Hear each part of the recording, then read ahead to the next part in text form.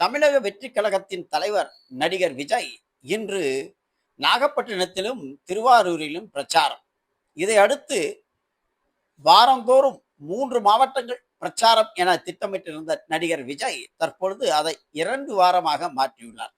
அதன்படி வருகின்ற 27ஆம் தேதி விஜய் பிரச்சாரம் செய்யும் மாவட்டம் எது, அந்த பகுதியில் எந்த பகுதியில் பிரச்சாரம் செய்கிறார் என்பதை பார்ப்போம். வருகின்ற 27ஆம் தேதி சனிக்கிழமை நடிகர் விஜய் நாமக்கல் மாவட்டத்திலும் ராசிபுரத்திலும் பிரச்சாரம்.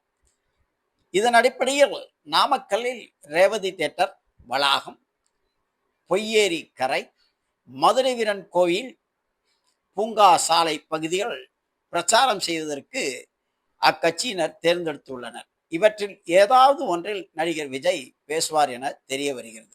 அதேபோல் ராசிபுரத்தில் ஆண்டலூர் கேட் பகுதி மற்றும் பழைய பேருந்து நிலைய ரவுண்டானா பகுதியும் தேர்வு செய்யப்பட்டுள்ளது. எனவே விஜய் இவ் இடங்களில் எங்கு பேசுவார் என்பதை காவல்துறை அனுமதித்த பிறகே தெரிய வரும்.